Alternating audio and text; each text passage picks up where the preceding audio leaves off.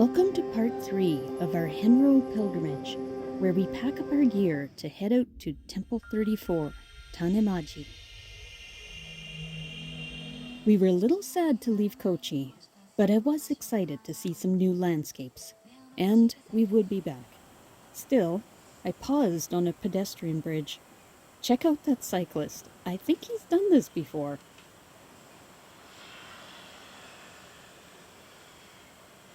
I waited until I saw the trolley car pass by.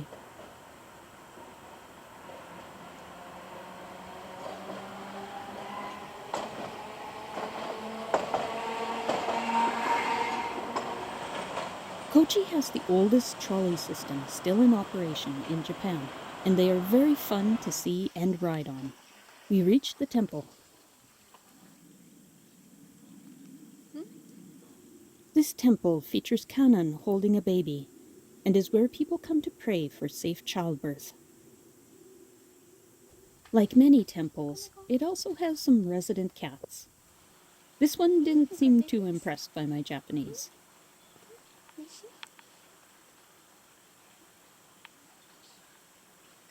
We started to head towards Temple 35, Kyotakiji.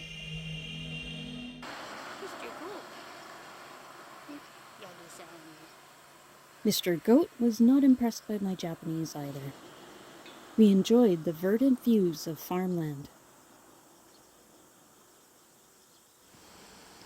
as well as seeing this Shinto shrine with a small park beside it.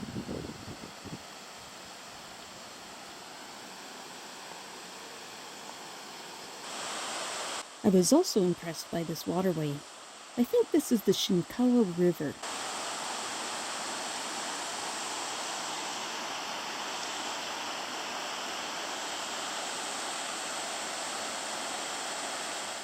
We continued along this road with little to appreciate, except for this other shrine. Well, the sign's right at your feet.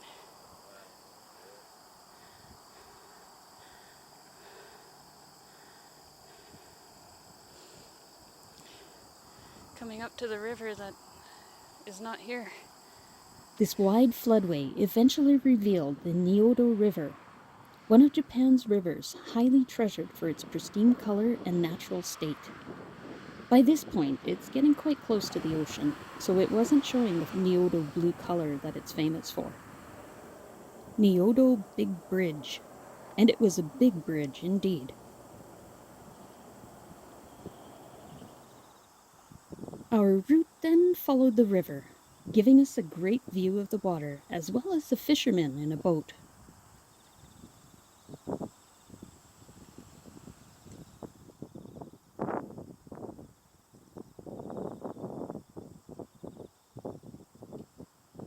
We headed into Tosa City. If you visit, keep in mind there is a Tosa town as well, also in the same area.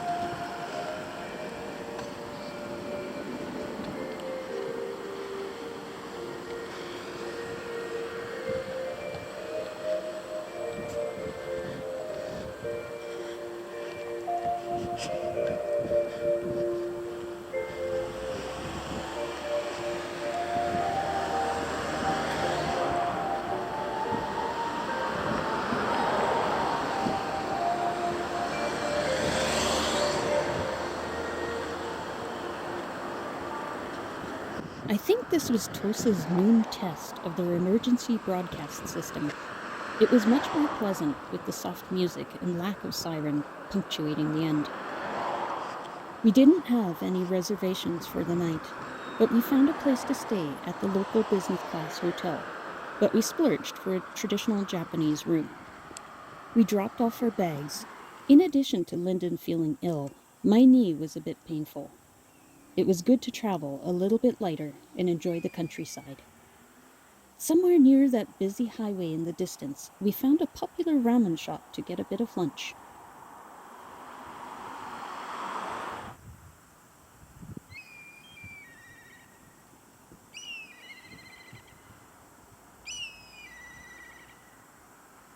I enjoyed hearing the cry of this black kite, such an iconic sound of the Japanese countryside. These posts mark the path leading up to Kiyotakiji. It was a reasonably strenuous climb, but at least it had some interesting views along the way. Yeah, I've been watching those things everywhere. Including what I think is a poisonous pit viper. Looking afterwards, the head is quite triangular, and the patterns on the skin looked correct to me. Even still, it looked quite small, and just wanted to get out of sight. We reached a steep section that was slippery from the water and moss. Not that way.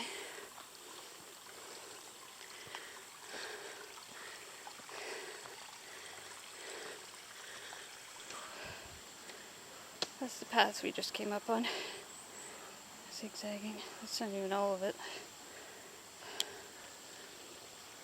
And we are going up still. We knew we were getting close to the temple as we began to see more and more of these little statues.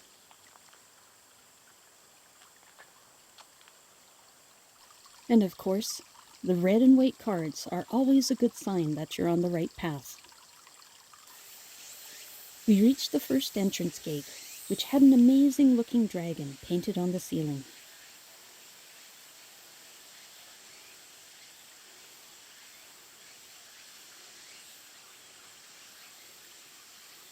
But we still had a ways to go.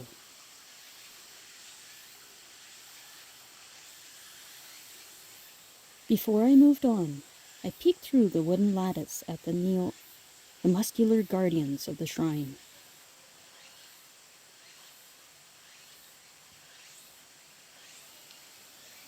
Through the trees, I had a view of the faraway countryside. The stream running along the path was refreshing and helped cool the air a little. It was a tough climb up the steps, but gave us some views that would otherwise be missed by people who drove up. You can hear the pop and crunch of the gravel underneath the car tires.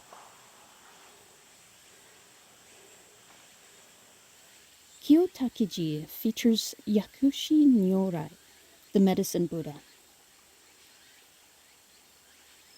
I admired the carvings under the roof, including this Japanese zodiac.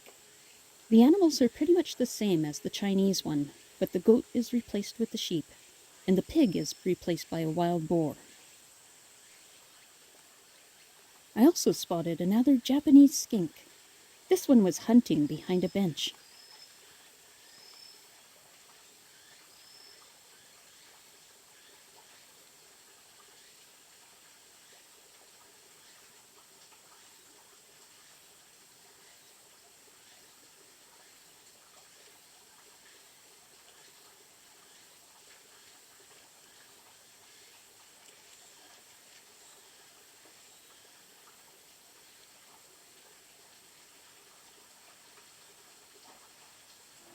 I found another area with an amazing lookout over the flat plains below. It is said that Kūkai prayed for abundant harvest and struck his staff on the ground, causing water to spring forth and form a waterfall, giving the temple its name. The abundant water supplies the farms below, as well as enabling the production of washi paper that the area is famous for. We also met a resident of Kochi who seemed very excited to meet some foreigners. He asked us where all the foreigners had gone, so we had to explain that probably the pandemic, as well as other issues, had made people hesitant to travel. It is a bit sad that some areas of Japan have too many tourists, while others, like Kochi, are relatively quiet. We started on our way down, this time following the road. I spotted some more higanbana along the roadside. And we found a cat to meow at. Meow.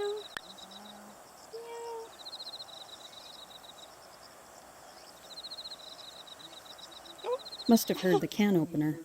We checked into our hotel room. I have no idea. Oh, I think I gave them to you when I was paying. Nice little room.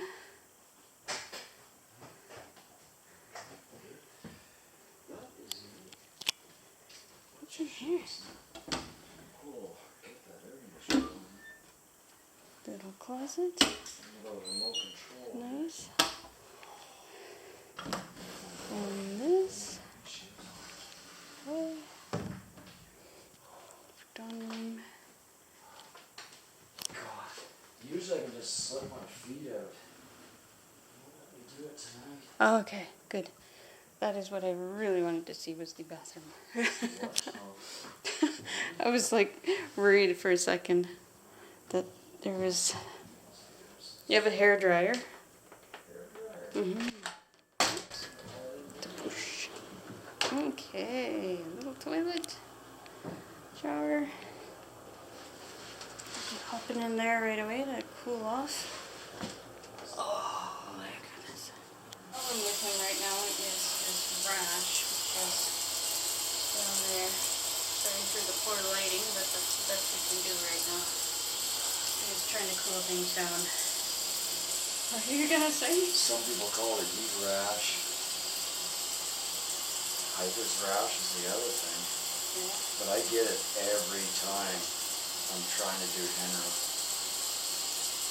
It's just a high heat, humidity. It was like 31 degrees, and probably, I don't know, a couple of days ago I seen it 89 to 90% humidity.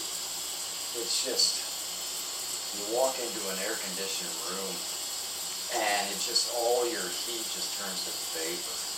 It's just water everywhere inside the clothes. So, yeah, and it's always above the sock line, the rash for me. But just about an inch.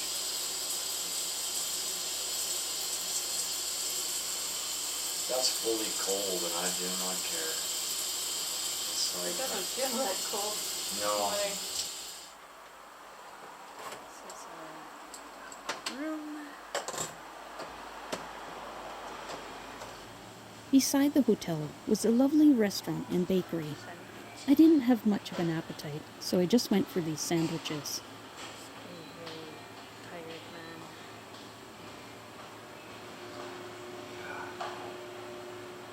Scratchy throat. You hope that goes away. Yeah. I have a feeling. Something set. Casserole set? Casserole set. Lyndon's meal was a little more substantial.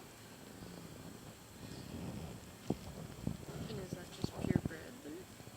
Yeah, it looks like I've got a couple of breads and bun markers. The next morning I woke up. I was starting to feel unwell, with a sore throat like Lyndon had. We decided that we still wanted to continue, and at least visit the next temple. But first I had to wait for Lyndon to wake up. We took our time and caught the local dragon bus to Temple 36, Shoryuji. The bus had some adorable dragons decorating it, and I wish I had got a photo of the exterior. It whisked us along, skirting the bay. Inwardly, I lamented not being able to walk through the cloud-covered hills. This area has a seaside nature preserve, which I would have liked to visit, and it's also a popular spot for whale watching. The voice continued to cheerfully announce the stops. Our destination was simple, the end of the line. I watched the bus navigate the area with enthusiasm and a little bit of relief as the general direction appeared correct. We crossed the giant bridge over the bay. The bay extends inland quite a ways and even has some local ferries to cross it. Finally, we were deposited at a small restaurant. We saw a local cat. Everyone's coming over. Yeah, they must be related.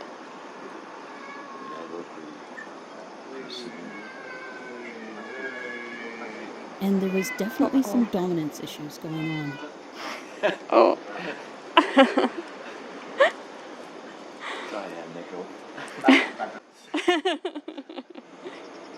We took a look around the bay, especially since I wasn't sure if we would have time to see it after visiting the temple. We are facing east at this point, towards Kochi and the areas we had walked through during the previous days. We set off on a theoretically short hike that felt much longer than it should have. More higanbana bloomed, and an oriental turtle dove balanced on a wire like an acrobat. Emergency announcement speakers were visible here too. A row of Jizo statues along the road guarded the safety of children and travelers, forever in quiet meditation. The pond was calm, but the atmosphere was anything but quiet with the hum of insects. The road was narrow, curving around blind corners.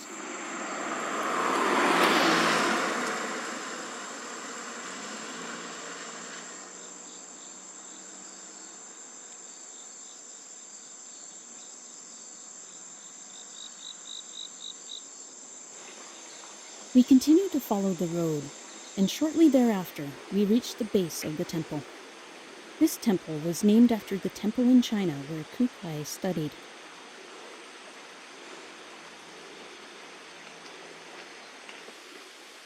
Like Temple 35, this one also had a long set of steps to climb to the top.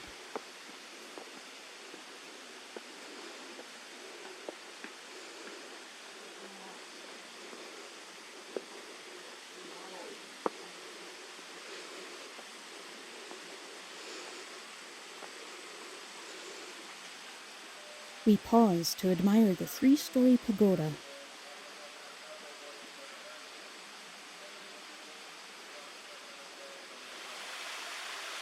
Meanwhile, the other pilgrim had almost made it to the top.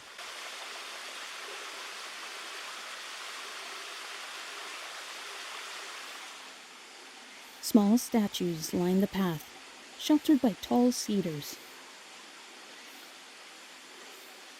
At the top, we were treated to hearing a couple of the pilgrims chanting.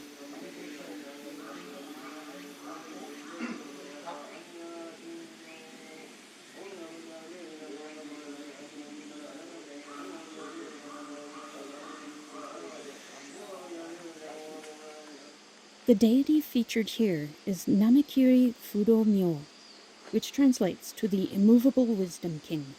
He is venerated for his ability to prevent calamity, and in his hands he carries a sword and lasso to destroy evil forces threatening Buddhist teachings or the faithful.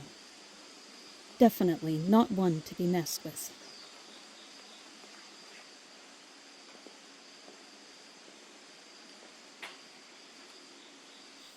On the way back, I found some more Confederate rose hibiscuses to admire.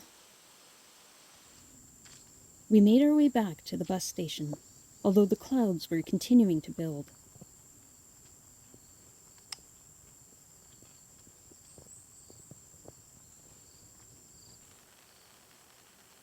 Before we made it back, the rain began to fall. These grape-like flower clusters belong to Japanese arrowroot, which has a variety of uses as food and traditional medicine. This scene looks like some classic Japanese movie scenery. The rain was now obscuring the hills on the other side of the bay. We were going to have a bit of a wait to the next bus, so we decided to wander down to the park. At the park, some gardeners fought back on the relentless plants with metal blades gleaming.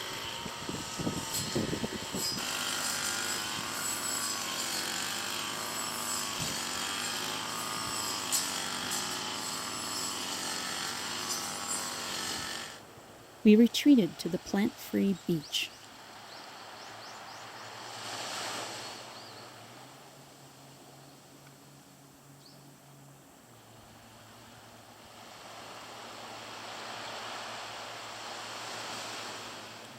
I was amused by these crab holes, with the trails of sandballs diligently processed for food, but the crabs would not come out.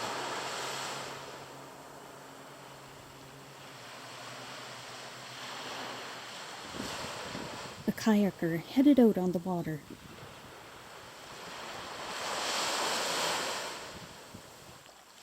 Finally, I spotted a tiny crab, almost invisible on the sand. Careful. Careful. Bye.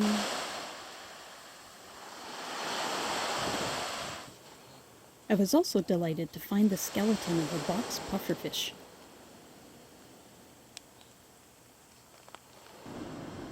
Eventually, it was time to head back. We enjoyed some more views of the bay, and I made a personal wish to return to Temple 36 and follow the path onwards. What landscapes will we see in the future? What challenges will we face? This portion was cut short by illness, but it still left me with some wonderful memories. No one said it would be easy, but it definitely is the journey that matters, not the final destination. I hope you enjoyed a look at the Henro Pilgrimage and some of the experiences it offers. If you have any questions, feel free to ask in the comments below. As always, thanks for watching.